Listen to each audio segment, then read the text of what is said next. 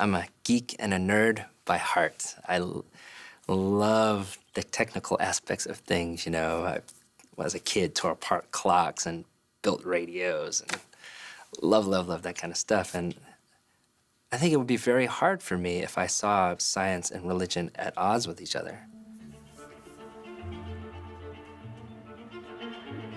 MIT is a little bit different in that you are trained to look for the one answer as fast as you can, right? And you take your tests. They're all science or math questions that have actual answers to them. And so you're just trying to do that as fast as you can. So you're trained to look for the one answer. And in some ways, that sort of primes you a little bit to look for an answer when it comes to life and faith. There actually are a lot of people who are religious. It's fascinating how many religious groups there are on campus. I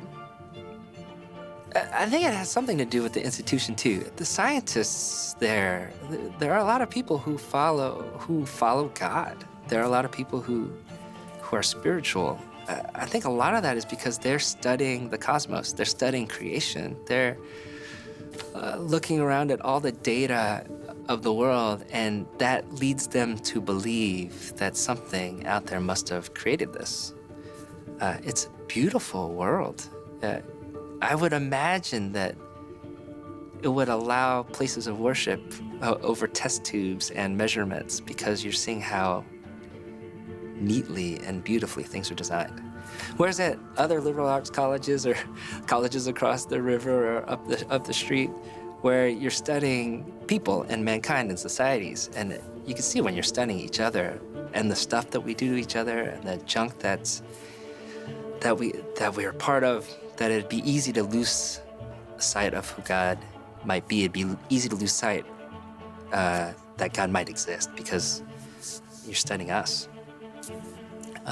But yeah, at MIT, I don't really see science and religion being at odds with each other. They just deal with different things. I really think that science deals with the how, the mechanics, how things work, and religion deals with the why, the purpose, the meaning, the stuff behind it. So they shouldn't really contradict. If all of this is God's truth, and if this really is God's world, then let the scientists dig deeply to see what's there, because they're just showing us how things work. And let the theologians and the pastors and spiritual people, let them figure that stuff out there, because they're helping us with purpose and meaning. They're different realms.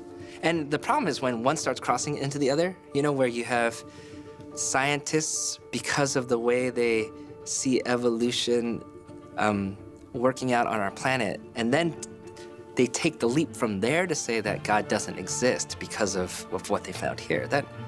They've just crossed the line. They're not staying within their realm. And when theologians then, back in the Middle Ages, when they were arguing that the Earth is the center of our solar system based on what they were reading in the scriptures, well, then they jumped as well. They took a book that was supposed to help us with purpose and meaning and tried to make science say something else. That's where religion jumps its space.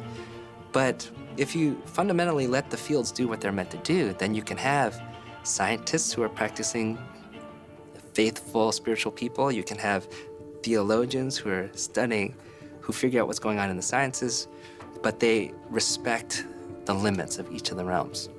And in that way, I think they absolutely go together, because both speak of a different kind of truth, but you need both kinds of truth in our world to continue to find both how things work as well as how we're supposed to live. And so I just see them as going like two wings of the same airplane.